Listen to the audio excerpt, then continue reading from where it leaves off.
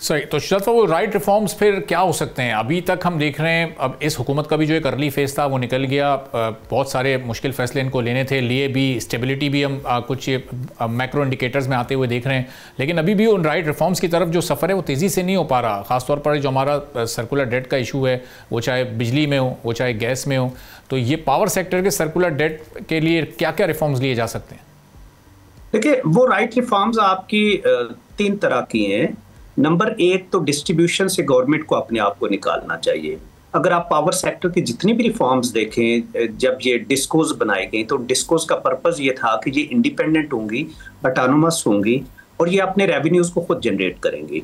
तो डिस्कोज को अगर आप देखें तो बड़े ह्यूज लॉसेस आपको आज भी नजर आते हैं, स्पेशली पेशावर में, कोयटा में, सिंध में। सिर्फ आपको एक नॉर्थ पंजाब की जो डिस्कोज हैं वो आपको बड़े वो अपने रेवेन्यूज को जनरेट कर रही हैं। तो नंबर 1 तो गवर्नमेंट को डिस्ट्रीब्यूशन से टोटली बाहर निकलना चाहिए और प्राइवेट सेक्टर को और मार्केट को चाहिए कि जिस तरह आपकी देखिए एलपीजी है तो मार्केट फोर्सेस उसके प्राइसेस को डिटरमिन कर रही हैं और बहुत से लोग एलपीजी को यूज कर रहे हैं। दुनिया में आप देख लें तो एलपीजी चल रही है, यूरोप को देखें, बहुत से कंट्रीज में आप देखें तो एलपीजी है, एलएनजी है। तो शायद हमें ये जो पाइपलाइन है सुई सदरन और सुई नादरन, ये बहुत पुराना मोड था, आज से 30-40 साल पुराना मोड था।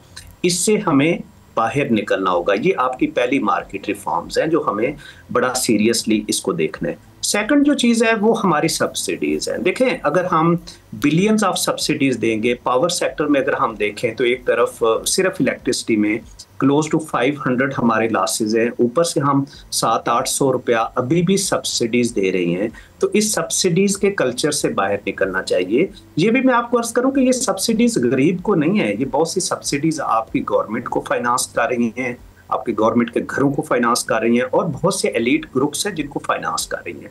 तो ये सब्सिडीज से हमें शायद बाहर निकलना है। थर्ड जो चीज़ है वो ये है कि हमें अपने कॉन्ट्रैक्ट्स को एफिशिएंटली मैनेज करना है। अगर आप आईपीपीज में देखें, अभी गवर्नमेंट ने काफ़ी उसके अंदर इंप्रूवमेंट लाई है, जो रिसेंट आईपीपीज के साथ कॉन्ट्रैक्ट रीनिगोशिएशन हुई है उसके अंदर। लेकिन आप देखें कि हमने 15-20 साल जो कैपेसिटी की मद में चार्जेस दिए हैं कि बहुत सी ऐसी आईपीपीज होंगे कि जिन्होंने शायद अपनी जो कैपेसिटी का 10% भी यूटिलाइज नहीं किया, लेकिन उनको बहुत पेमेंट गई है। तो ये सब के सब आवाम की तरफ से पेमेंट गई है।